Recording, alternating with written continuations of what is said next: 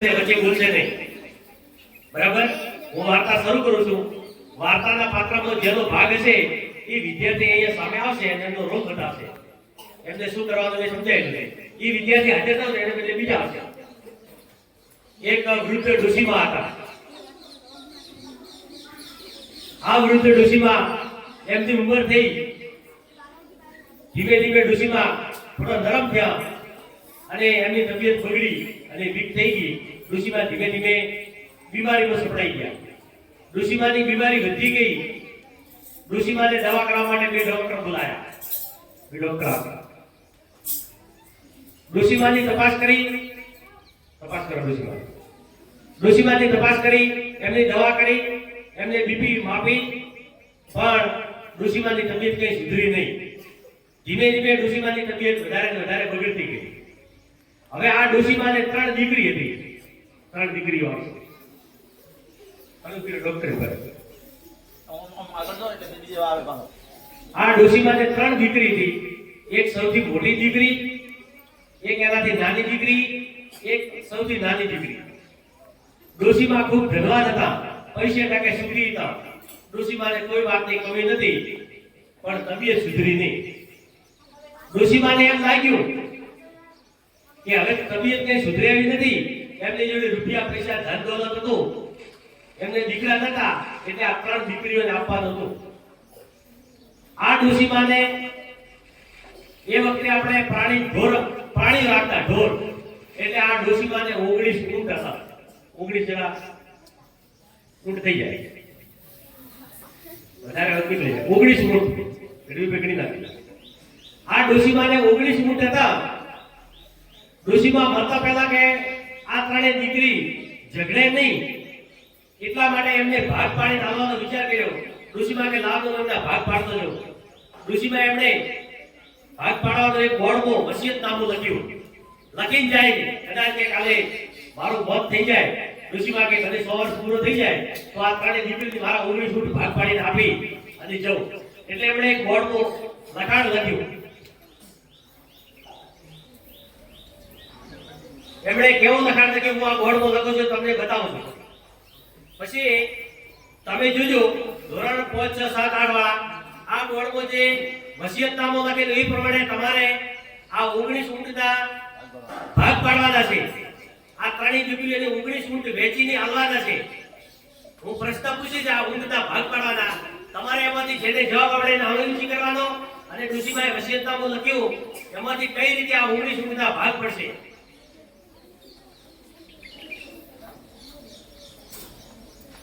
એક દુત્યાંશ ભાગ પહેલી દીકરીને, 1/4 ભાગ બીજી દીકરીને, 1/5 ભાગ ત્રીજી દીકરીને. આ 3 દીકરીઓને આવો ભાગ લગે અને ડોશીમા એમની તબિયત ન સુધરી એટલે એક્સપાયર થઈ જાય છે. ડોશીમાને 100 વર્ષ પૂરા થઈ ગયા. ડોશીમા ભગવાનના ઘરે જાય છે.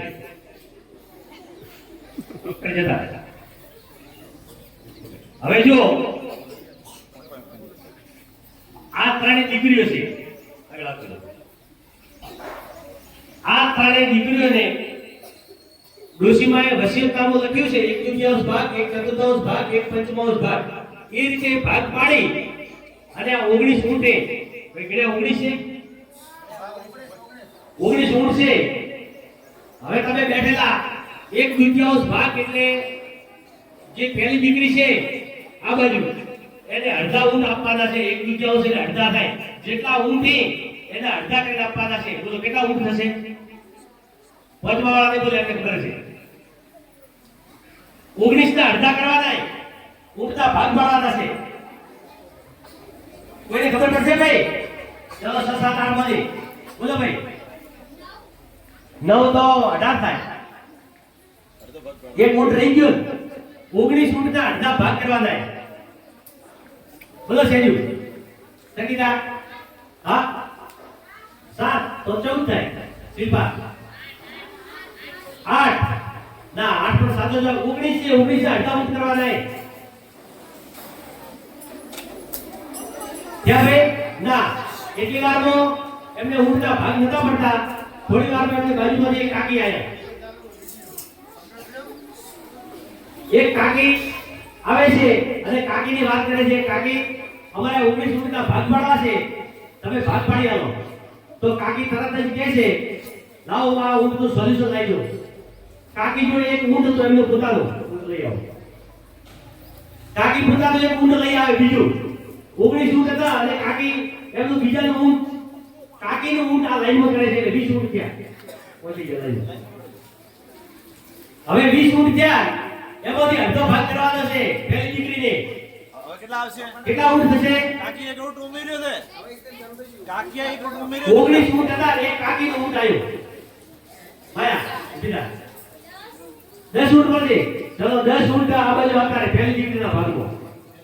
ફિલ બાજુ લીધી હતી, ફિલ બાજુ લીધી. આ બે તમારો 10 ઊંટ લઈ લો પેલી બાજુ. ફિલ બાજુ તાર બધા. 10 10. હા. 10 ઊંટ જતા રહે પેલી બાજુ.